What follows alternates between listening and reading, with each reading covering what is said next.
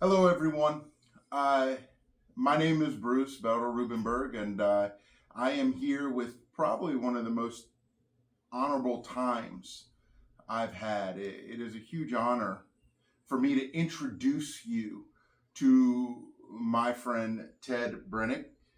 Um, he is a Holocaust survivor, and he has agreed to share a lot of his story and his experience with us. This is, again, a huge honor for me, and I would like to say thank you for taking the time, for sitting with me and talking about this. And I know a lot of people are going to be interested in hearing his story. Um, so thank you so much for that. Sure.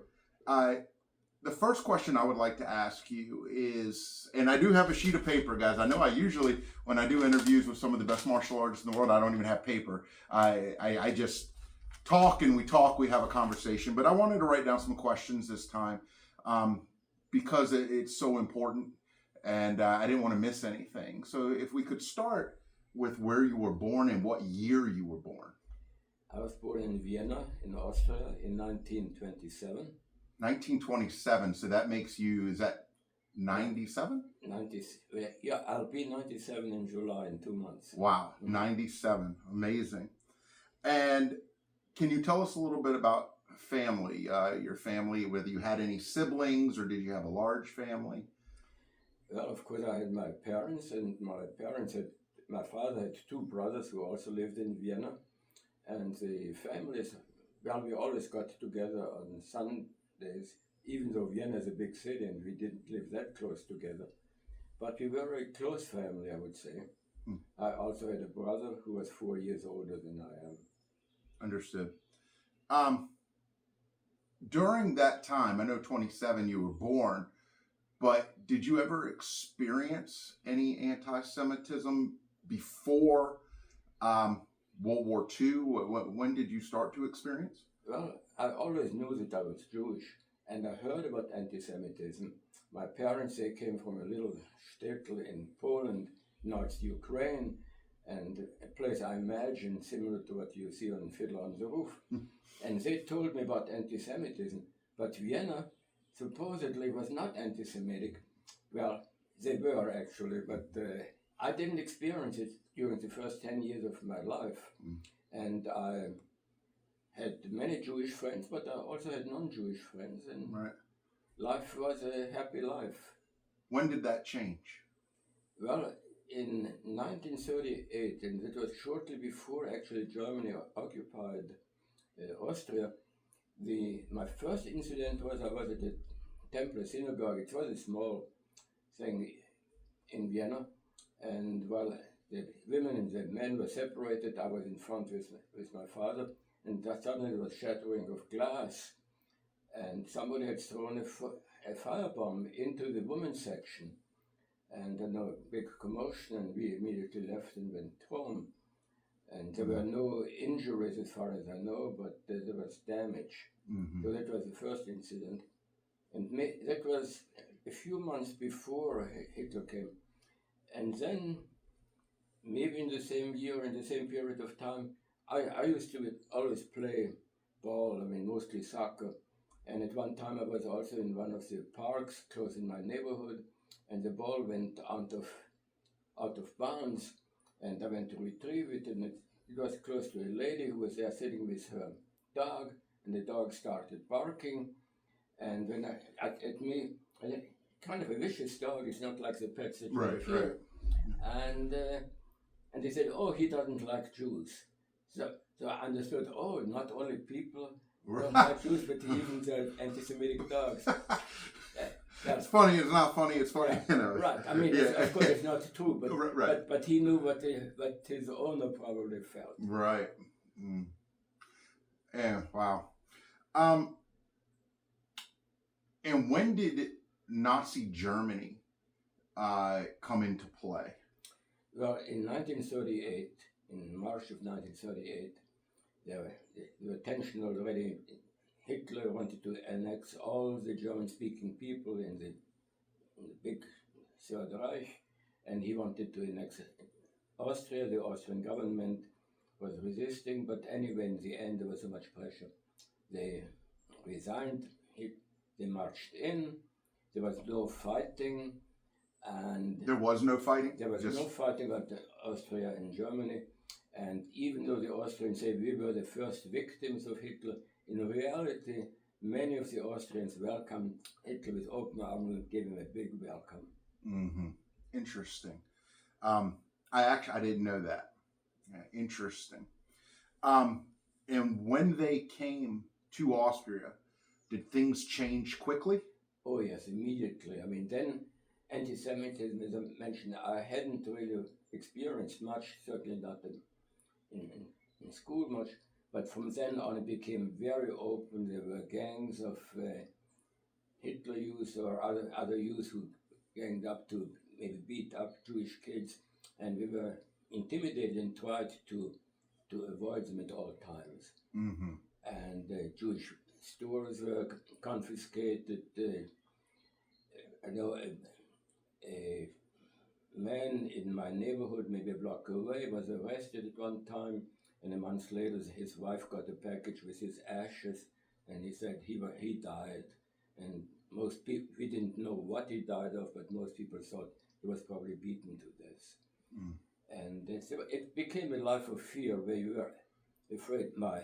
The son-in-law of our janitor came to our apartment because we had a nice apartment. And he said, I want your apartment. You Jews have had a good life until now. Now it's our turn. Wow. And when my father resisted, he started hitting him. And my mother interfered because if he had resisted, he would come back with maybe 5 of his buddies, and they could beat him to death. Right. So we moved out of the apartment somewhere else. Mm. And it was really a life of fear. But we stayed, and we tried to emigrate at that time. And I'm going to bounce around questions, and as we talk, there are probably going to be some questions that I think of as we go. But what did you know before? Because that was the beginning. Before Germany occupied Austria, did you know what Germans were doing with Jewish people? Did you know it was coming? Yes and no. In a way, I knew that it was terrible, but I was a kid. I mean, I didn't know that many details.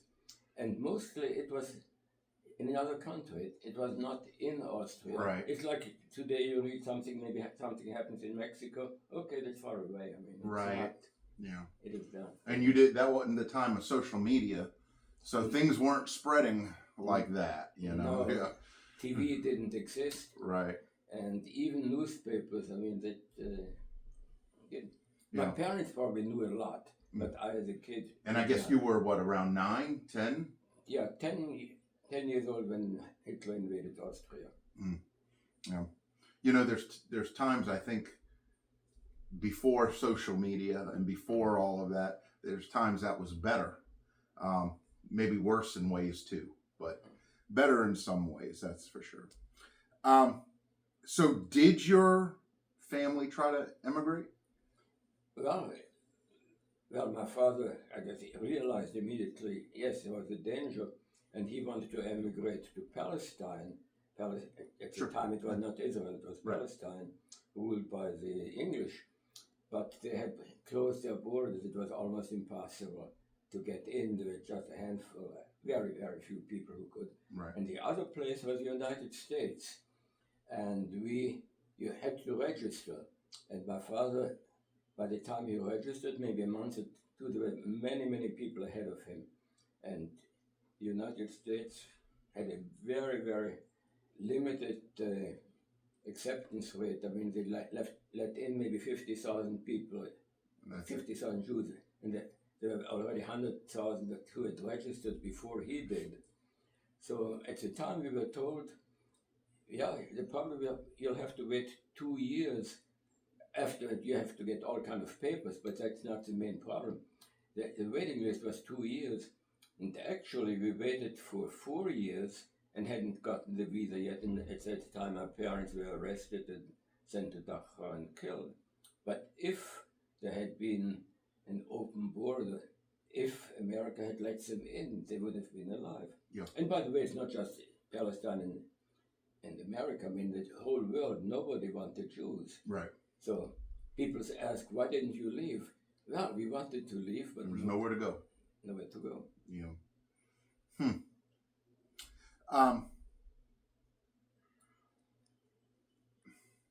So, if you could tell me, so you had nowhere to go at that point. So, where did life take you from there? Well, Because so at that point, you're still in Austria. We're still in Austria. In November 10th, so it's known as Kristallnacht, Night of Broken Glass. The synagogues and businesses were all set on fire all over Germany and Austria. And my father on the next day was arrested on the street and By German? not by Austrians. By Austrians. By Austrians. SR actually, which is the same as ground troopers. Right. And he was sent to a concentration camp, Dachau, which is very, very famous now. But at the time it was not a killing camp yet. It was a bad camp. People were beaten up. But they released you from the camp on condition of emigrating, of leaving the country.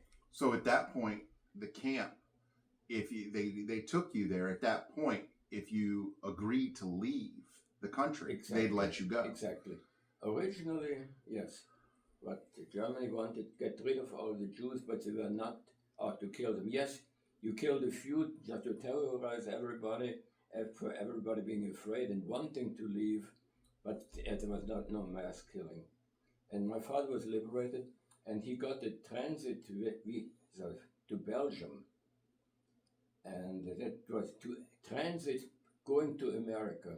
Of course, we didn't have the American visa, but they let them in and for 6 weeks in transit. And then afterwards, once you were in Belgium, you could always renew it for another 6 weeks, Right. So we went and left for Belgium. Right. And did you ever find out or so forth, the camps that weren't killing camps, I hate to even say that, but what they did there? Well, at the time there were no killing camps. Right. So well, what did they do? Well, they beat people up, and they had always what's called appel. I mean, you had to stand in the courtyard in the rain and all kind of. Basically, they made life miserable for people who. And my father actually, he never told, when he came back, he never told me exactly what happened. But it was not killing. At the time, Right. They didn't have killing camps. Right. People died, yes, some people were killed, but it was not the same. systematic. Yeah. Right. So while your father, how long was he there? He was for 3 months. 3 months. And your mother was with you? My mother and I, we lived we sublet another apartment because we'd been expelled from our original apartment. And what was, at that time, while your father was in the camp, what was everyday life like for you and your mother and family? What did you do through the day? I mean, I imagine, like you said, you had to be living in immense fear. Yeah. Well, we still had school. There were Jewish schools, and I went there, and I guess I did not go out in the park probably playing ball like I had used before, but life was, well, for the time it was normal. Yes, you were afraid, but what could happen? But you lived, and you said, well, sooner or later we are going to leave this country and life will start being normal. And nobody, at least nobody that I knew expected things that were going to happen. That were going to come. What was school like? If I can ask, in Vienna. Well, it was much more disciplined than America. I'm sure. I mean, at the time, teachers were beating children. Yeah, I mean, putting out your hands. Yeah, with the rulers.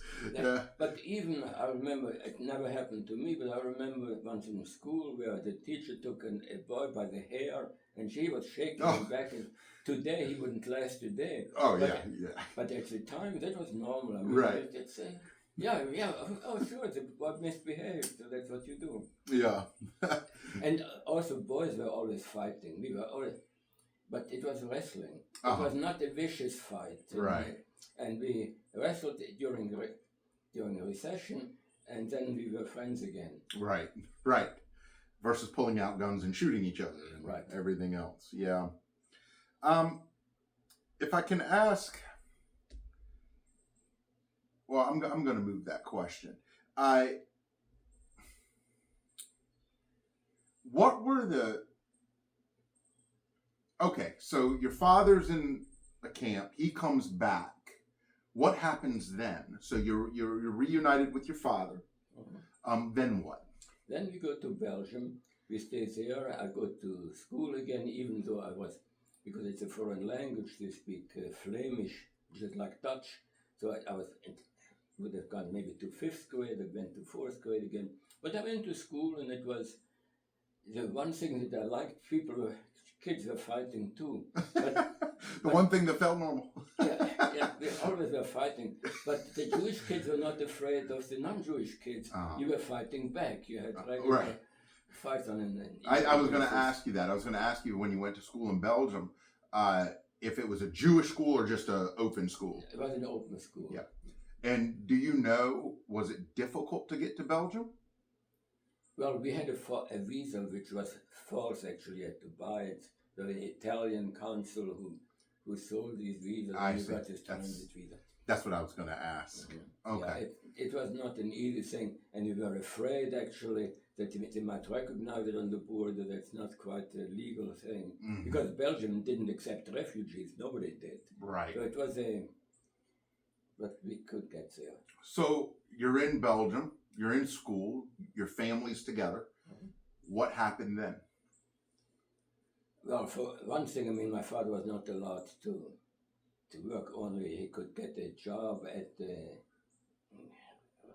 refugee agency, and for this job he got. And is that because he was Jewish, or is that because he was a refugee? A refugee on a transit visa, and so the job that he got paid maybe 5% more than you would get on welfare if you're on welfare. But he was very proud, and he didn't want welfare, so he worked there. And I went to school, and that lasted till 1939. And at that time, Germany attacked Poland, and then France and England got involved. World War II had begun. But Belgium was a neutral country. And we felt, yes, they are fighting somewhere else. And actually, they were not even fighting. In the beginning, it was called drôle de guerre, a funny war, because there was very little fighting going on. Interesting.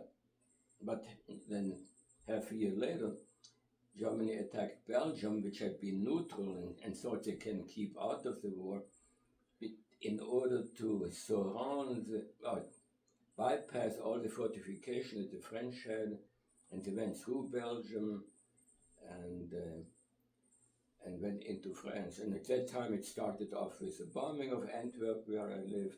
But the main thing is that my father was arrested by the Belgians, because he was a German citizen, originally Austrian and German, and that was an enemy alien, even though he was more anti-German than the Belgians themselves. Right. But the citizenship was German, so he was arrested. He was brought to camps, and over many detours got into French camps, ended up in Marseille. And do you know anything about what the French camps were like? Miserable. I mean, the people had mud and diseases and poor food, but Jews were not mistreated. Mm-hmm. So, yes, you lived a terrible life. And I and my mother, actually, we tried to flee the German army, but German army was much faster than we were, so we were surrounded, came back to Belgium. Mm. And how long in the French camp? Well, we stayed from Belgium, my mother and I, and my brother. We tried to rejoin my father, and again, a long story, which we don't have time, but crossing illegally various borders. But we joined him in Marseille and stayed there till 1942, which means it was a little over 2 years since the invasion of Belgium. Right. 1 year in a French camp. I was also in a French camp for women and children. And did they keep you with your mother? I was with my mother in a old dilapidated hotel in Marseille.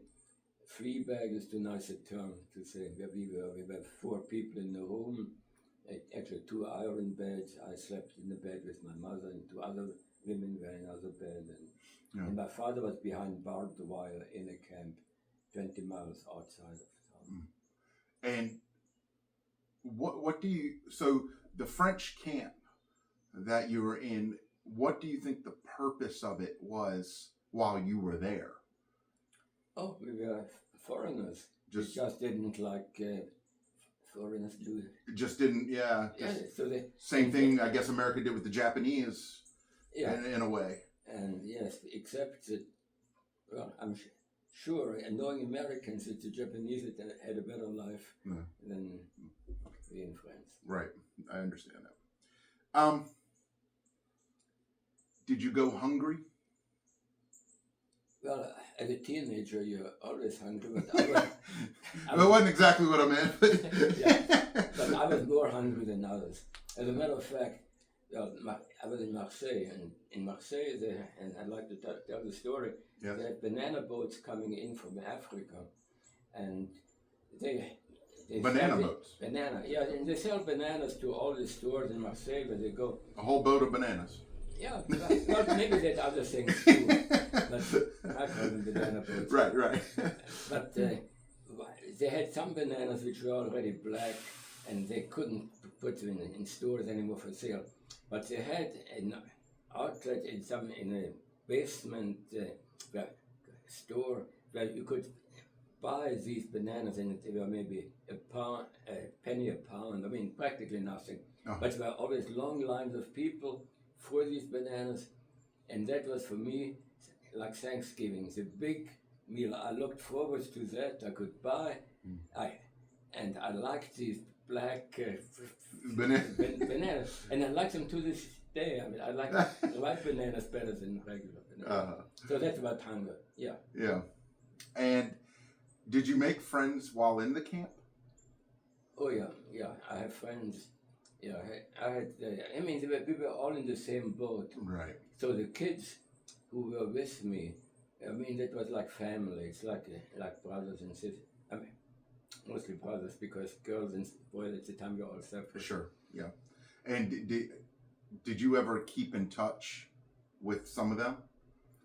Well, most of them are dead. There's only one single friend that I had at the time. He lives now in Boynton Beach, Florida.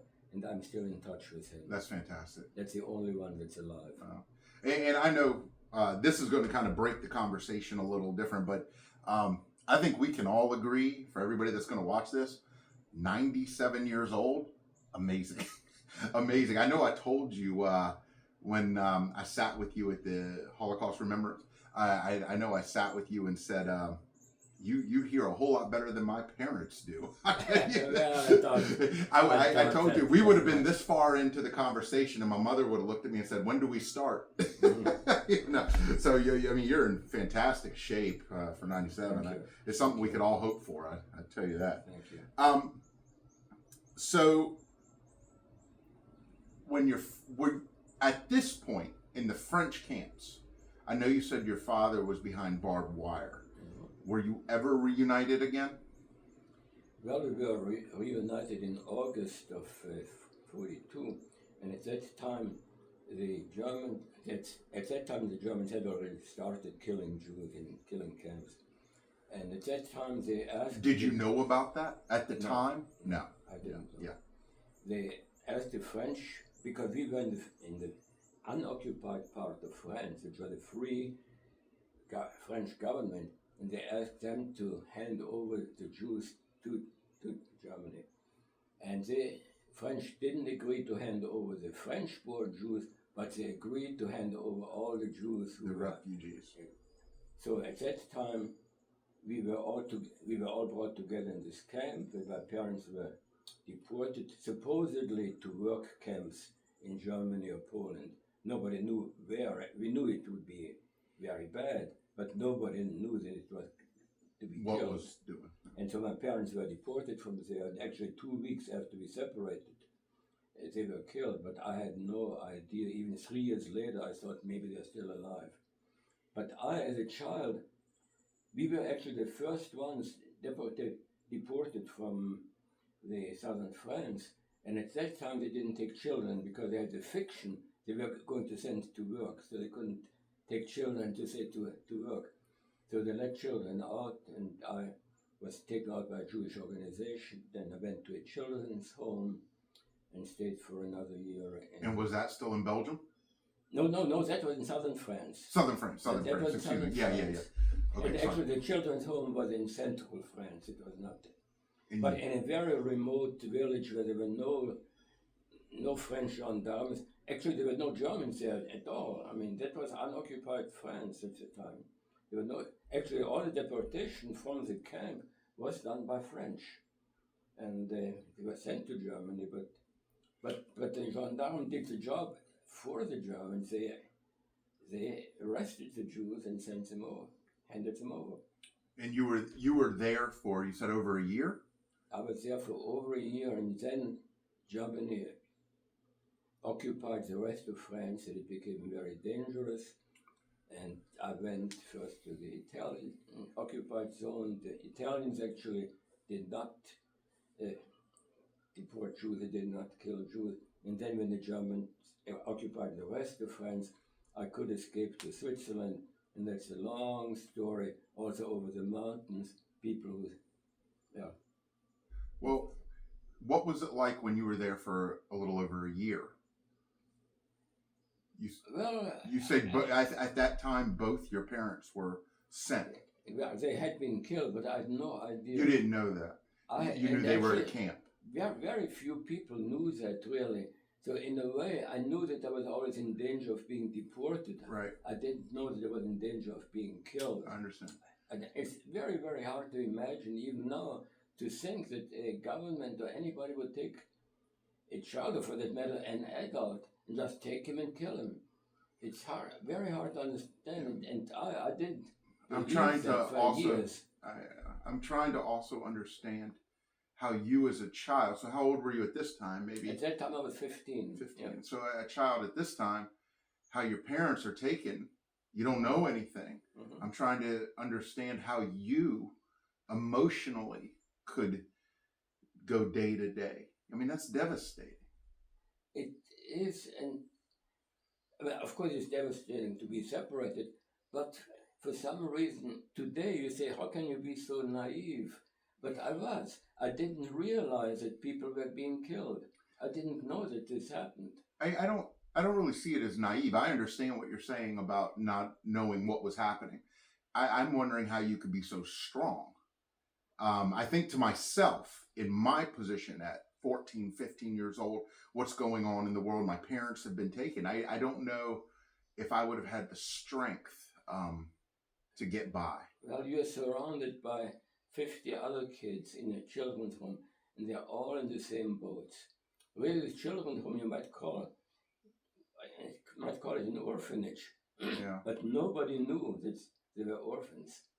They all thought it's like you go on a vacation camp. Of course, not a nice vacation camp, but you don't realize Right. where you are. Okay. So what happened then? Well, then once I got to Switzerland, that's the first... Was that a tough journey?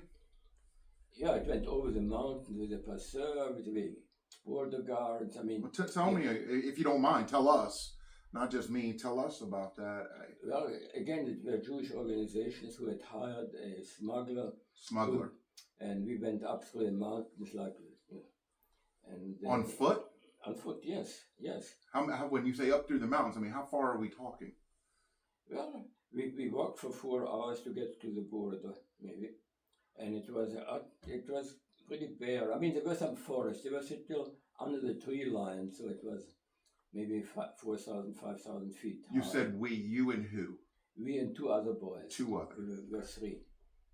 And the smuggler, Your brother? Smuggler. I know, but was your brother with you? No. My brother was older. He was hidden on a French farm. He later on joined the French underground in the French army and Okay. so on. Okay. But All right. we had three boys, more or less the same age, and we went up the mountains. Today I couldn't do it at 96, but as a 15-year-old, you can do a lot of. I could march or run, and Right. so we walked up there. And at one time, he said, "Here's a border, maybe 400 or 500 feet away." We were in a wooded area, and he said there are German border guards. If they see you, they are going to shoot. But in the mountains, you always have clouds or fog rolling in. You have to wait till a cloud comes, no visibility, and at that time you start running to the border. Wow. And 10 minutes later, 15 minutes later, the clouds came and we started running. And I was not equipped for mountain climbing or anything. Actually, I had French shoes which were terrible. The sole came off while I was running. And I was anyway, but I made it. I mean, today I couldn't even walk 5 steps. Right. I don't know how I could run. Right. But I ran, I got across the border, then I was in Switzerland. Wow. And the Swiss inside Switzerland, I mean, that's another story. They didn't welcome you. They didn't like refugees. But if you were under 16, they let you stay. If you were over 16, they sent you back over the border. Did you find the Swiss friendly to Jewish people or not friendly to Jewish people? They were tolerating Jewish They were tolerating Jewish people. They were not. Again, I don't want to talk about the whole population. There were certainly many people. Sure. Just your experience. People. Yeah. But the average person didn't really like Jews particularly, but they accept them. They say, yes, they're refugees, and that's there. It's very different today when I come there as an American tourist. They welcome you, and they're so friendly and nice. But at the time, no. They said, yeah, well, okay, yeah, here. Right. It's okay. And some, I must say, some people are very nice. Sure, I mean, no yeah. question. You're There are right. always Yeah. good people everywhere. But, Right. But on the average, they said, actually, the boat is full. We cannot accept more immigrants. And that's all over the world. I mean, no country wanted immigrants or refugees or anything. It's not that they came up and say, welcome here, we are happy to have you. Right. Nobody said that. Right. Right. Okay. So you've escaped to Switzerland, running through the fog, so people didn't see you, which I'm smiling at. But I mean, it's Yeah, it's crazy. Look, if you're an American, especially, I can only speak as that, and a Jewish person coming up at 14, 15, 16 years old, to think what we were doing versus having to wait for fog to roll in so you had cover to run through. It's just such a different experience. It is so different. So you're in Switzerland. Now what? That's for the first time, I think, that I got depressed. All during the war, I always had hope. Yes, you go. And it's the first time where I was safe and I had time to think. And that's when it really hits me. So what I did is study. I had missed 4 years of school, and I studied day and night to catch up with all this. And I was considered smart, and I could get a scholarship to go to college. Wow. And I went to engineering school, the ETH, which is famous. It's like MIT here. And I became an engineer. In what year? I was in children's home during the time. Right. So about what year did you get to Switzerland? In 43. 43. So you had about another 2 years of the war when you were in Switzerland. Yeah, the war actually, it started 39 in Belgium in 1940. So it was 3 years. Right. So when you were in Switzerland, were you getting news at that time of what was happening in concentration camps or no? No. You didn't. Still didn't know? No, you didn't hear from it. As I said, even in 1945, at that time, you had heard a lot about killing, but I still... Is that as they were being liberated? Or yeah, right, liberation, and I still hoped, yes, you heard people had survived, and I still hoped that I might meet my parents. They had been dead for 3 years, but I hoped but you didn't maybe know, they had survived. And what camp were they in? Well, they were killed in Auschwitz. Your brother, you said he joined the French Resistance Yes. and so forth. What happened there?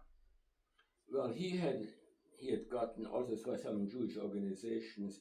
He was organized. He got false papers. He had a French name. He lived first for 2 years on a farm where he joined already the underground. Later on, when the French, the Americans and French occupied France, then he joined the army and was fighting to the end of the war. Wow.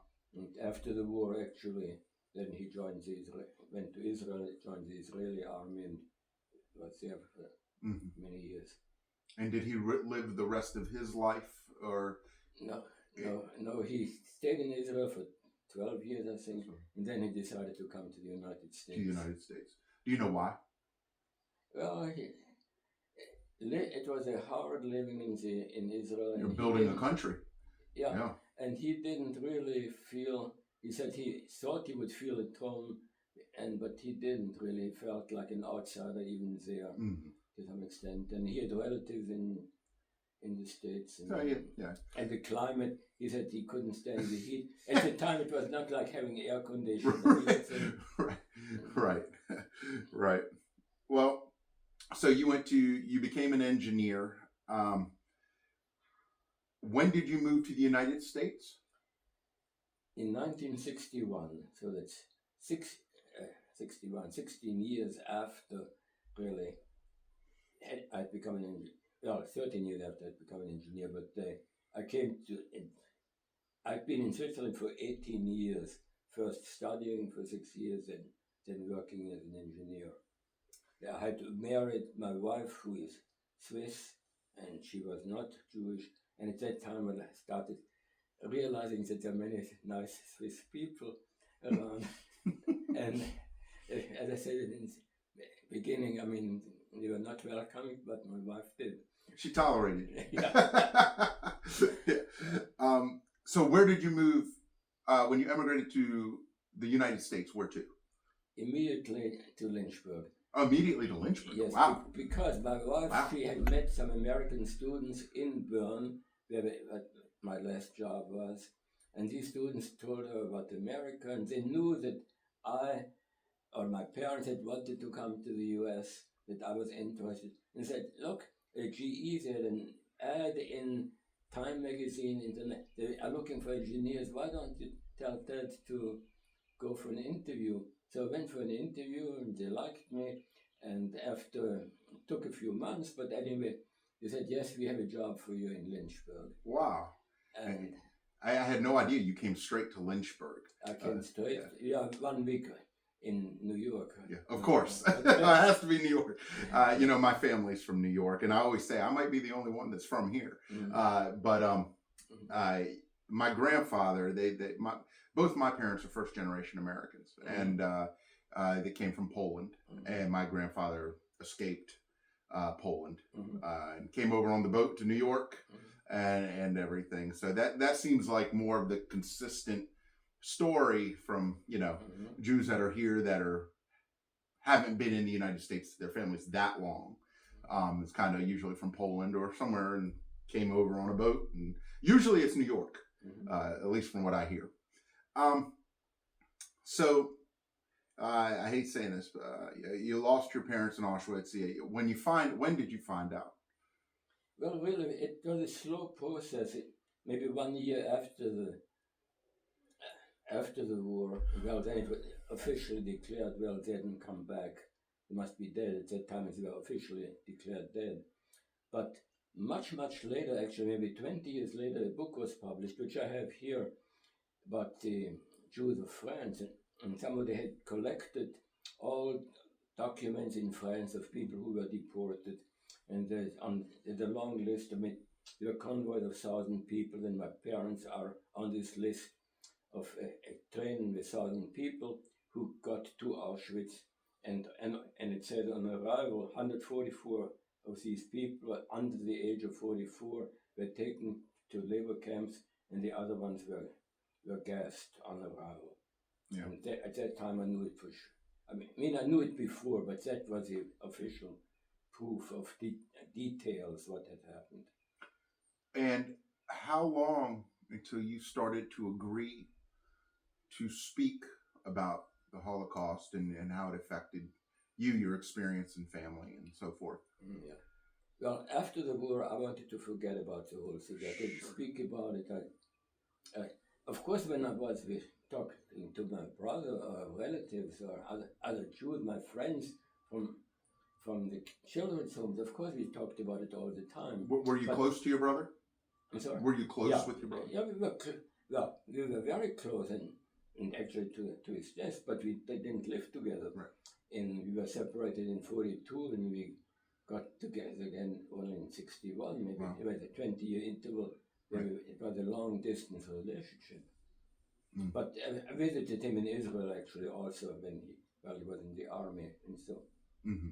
But we were very close, by correspondence. Right. And what year did he immigrate to Israel? He got there in 48. And he was in the IDF? Yes. Then he had to be one of the first groups. Yeah. In the IDF. Yeah, he was there. Yeah, it's amazing. So, how long was it until you started to speak with people in the United States that wanted to interview you, to learn more and to share? Oh, that's not your brother or friends, but Well, I didn't keep it a secret, but I didn't want to talk about right. it. So maybe 20 years ago, I don't remember exactly. Which is going to kind of once somebody asked me to speak in a church, and I talked about it. But before I didn't want to think about it. I bought books about it, which I started reading, and then I couldn't even finish the books. Yeah. So, it's going to bring me to my next question: is after such turmoil, and I know it was going on throughout the world, or especially Europe, but going through everything you did from camp to your parents being taken to you having to immigrate and run through fog and these things, how do you move on? In other words, how did you deal with this to move on, to move forward? You don't have a choice. You don't have a choice. You want to live, then you live. And you may not like it, but you realize, you live in a different world, and you realize there are nice people around. Not everybody wants to kill you. There was a time when my government wanted to kill me, but you realize, yes, there are nice people around. There are people who saved me. Yeah. It was mostly Jewish organizations, but at the same time, without the war, were Americans and Russians and English, and if they hadn't fought, I guess none of us would be here by that point. Yeah, none of us would have been here. Yeah.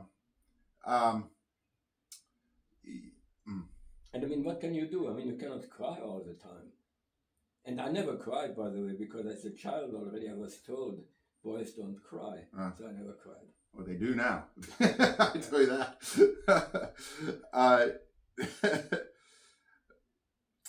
As far as faith in Judaism, do you feel your experiences pushed you more towards faith or the opposite direction? Well, I would say that I'm probably more Jewish than I would have been otherwise. I was always Jewish, but I feel very, very strongly Jewish. As far as faith is concerned, I don't believe in an all-powerful God who can do whatever he wants, because if there was such a God, he would have saved the Jewish people. That was what I was wondering. Yeah.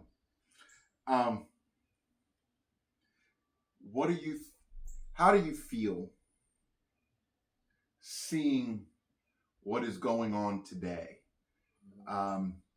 There's similarities to some of it. The way, especially when you say when you were younger, how things started, the night of broken glass, people throwing a firebomb through a window, Jewish businesses being attacked, which has happened. this past year in New York and so forth, with all the stuff that's going on college campuses and waving flags that say death to Zionists and this. How does that make you feel? For me at 42 years old, even for my parents, this is horrible, but you've seen it before. That's not something that most of us have done. And how does that affect you or make you feel? Well, to some extent, I think all of the things that I can see today, let's say in America, that's peanuts compared to what used to be in. So I say, well, it's a tiny minority of people. I mean, they are terrible, and you should not ignore it. Yeah. I think actually one of the lessons of the Holocaust is don't ignore it, which to some extent my parents have. And don't think, oh, it's only slogans. No. When people tell you they want to kill you, they normally mean it, and when they get a chance, they will do it. So if they say death to Israel or death to America, yes, be careful. Don't say, oh, yeah, that's just a few stupid people who say that. No, it's dangerous, and you have to be able to defend yourself. And see your shirt carved out. I mean, that's one of the good things. Yeah. You say, no, I'm ready to defend myself. Yes, very much. And I told you how big of an honor this is for me to be able to sit with you, Ted. And I was raised because my family lived through the Holocaust in Poland, and some didn't. But I was raised hearing stories of what my family went through, and it was always drilled into me by my father. We will know how to protect ourselves. We cannot be not able to fight back. It's not an option. And thus why I do what I do professionally, and I was raised that way as a child. And I teach Krav Maga. And for those that don't know with most will, that's the Israeli and the Jewish martial art of, it means contact combat or close combat. And why I'm so passionate about it and why we're so passionate about it. Because as we all have heard, never again. What we hear again now, unfortunately, is never again is now. We hear a lot of that. What do you think, or how do you feel about the future? Seeing what you're seeing and being someone that's always been so optimistic, obviously, how do you feel about the future? Well, in the long run, I'm still optimistic. I always say humans, one day they'll be reasonable. But in the short run, I'm pessimistic. What I see now, I mean, things are going in the wrong direction. The world is becoming more divisive. There are wars. When I see what Hamas did in Israel, the attack on October 7th, I mean, here nobody took them, well, they knew they are the enemies, but nobody really thought they could do it. Right. And once they got a chance, then they went over and they killed women, children, everybody. Anybody they could find. Right. Yeah. And so we must be aware, I think that, yes, people who say death to Israel, that's what they mean. It's not just rhetoric, they really want to do it. Yeah. And so, and at present, I mean, people get more hateful. I mean, in any war, you have a war and innocents get killed, which is a tragedy, but still, it happens, and then all these people have relatives which start hating. So in the short run, I don't see really any movements towards peace, because basically I'm a peaceful person, and I'm against war. Yeah. But I don't see this coming, so I'm pessimistic for the near future. Yeah, I certainly understand where you're coming from, because I mean, I know a lot of people talk and they say, well, they shouldn't do this or people shouldn't do this, but not hearing any solutions. That'll work. Well, that's what when I say I'm pessimistic, I don't see any solution either. Yeah. If people had goodwill, I mean, there would be solution. It would be very easy to make peace. Yeah. But I don't see the goodwill. Yeah. Well, I want to say thank you for sharing your story and experience with me and with everybody that will watch this video of us talking. Yeah, thank you. No, thank you.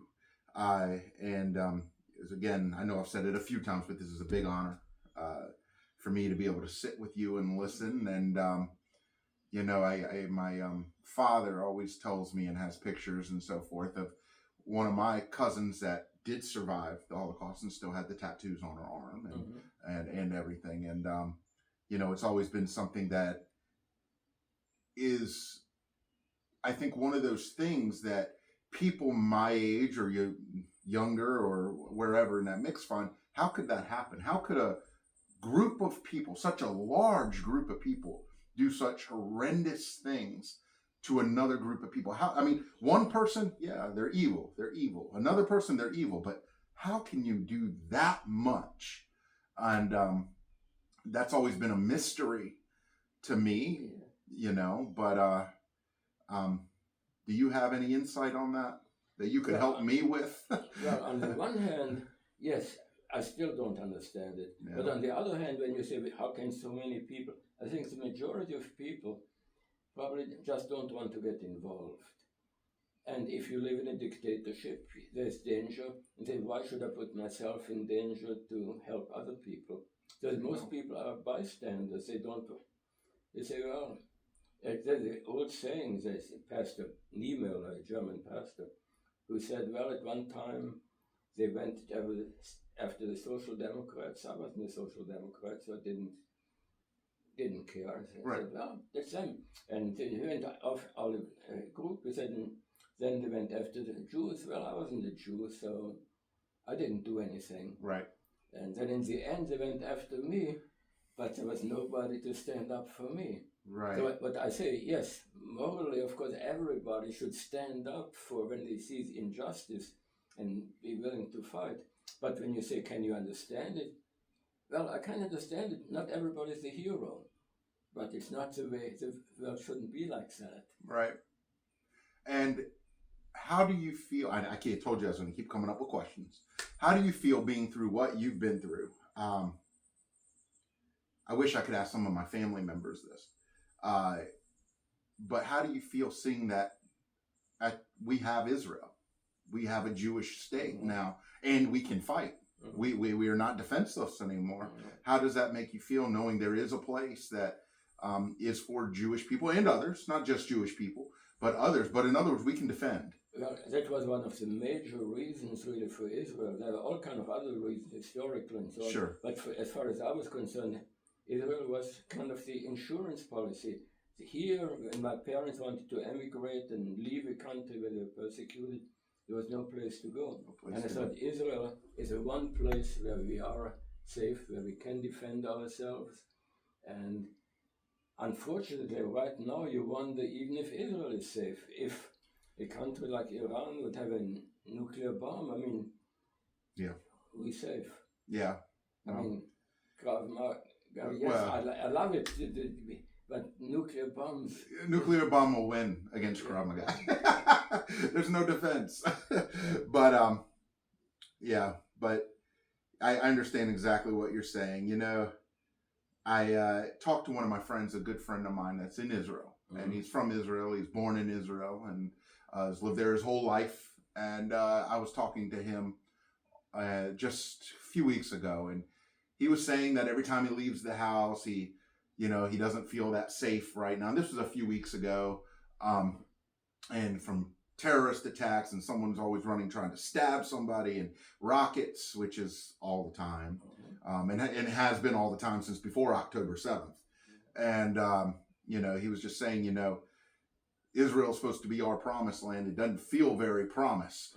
And all I could say, to him was that just remember, it wasn't promised by man, it was promised by Hashem. So didn't say we weren't gonna have to fight for it. But so thank you again for your time today. Thank you. And guys, thank you for being interested enough in this to watch it. And if you have any questions, I'll just let me know and I'll ask him. And thank you so much. Thank you. Bruce. No, thank you. Thank you so much.